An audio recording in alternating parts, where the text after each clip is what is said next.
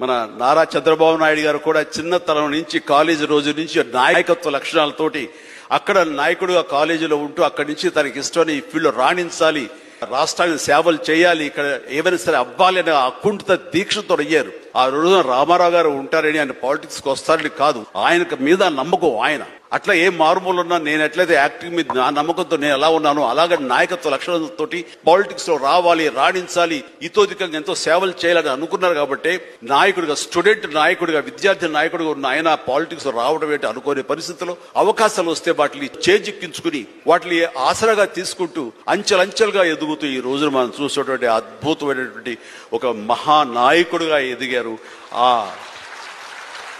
ఆయన దిశానిర్దేశంలో, ఆయన నాయకత్వంలో హైదరాబాద్ దగ్గర నుంచి ప్రతి నగరం, అంటే ఫస్ట్ ఇండియాలో ఆఫ్టర్ బెంగళూరు మళ్ళీ అలాంటి ఐటీ నగరంగా, అంటే ఎంత విజనరీ అంటే ఫ్యూచర్ లో ఇది డెఫినెట్ గా ఈ రోజున మనం అనుకుంటున్నాం డిజిటలైజేషన్ ఆ రోజున అంత ఉధృతంగా లేదు, అలాంటి దాన్ని అయి తీరుతుంది ఆయన అన్నారే.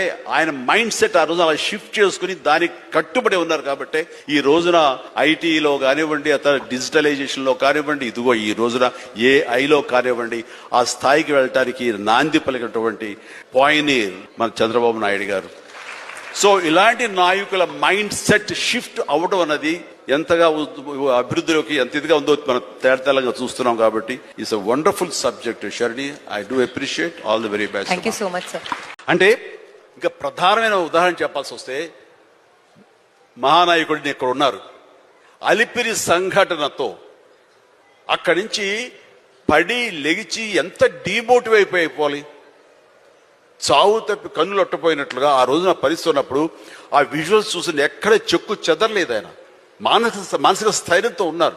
హాస్పిటల్కి వెళ్ళి ట్రీట్మెంట్ తీసుకుని వెంటనే మామూలుగా బయటకు వచ్చారు కానీ ఎక్కడ సరే బెసికారా, కొంచెం వెనక్కి తగ్గారా, ఆలోచన విధానంలో ఏంటిది అన్నారని ఏమీ లేదు. బ్రహ్మాండమైనటువంటి ఒక కన్విక్షన్ తోటి దీన్ని ఆయన ఎదుర్కొని నిలబడేటువంటి హీరో దాత్తత నేను ఆ రోజున చూశాను నాయుడు గారిలో.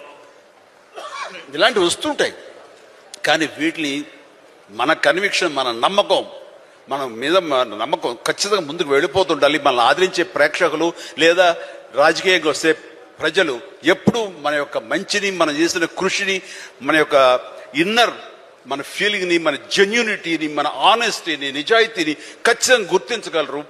మధ్యలో ఒక్కోసారి ప్రతికూల పరిస్థితులు వస్తాయి, బట్ వాటిని అధిగమించేలాగా వస్తుంది, మనకి రోజులు మంచి రోజులు వస్తాయని కన్విక్షన్ తెలితే కనుక అలాంటి అబ్స్ట్రకల్స్ని ఓవర్కమ్ చేయగలం. దానికి గాను నువ్వు నీ మానసిక ధైర్యాన్ని కోల్పోకూడదు. ఇక్కడ నిలబెత్తున్న నిదర్శనం చంద్రబాబు నాయుడు గారు. అది నేను చెప్పుకొచ్చాను.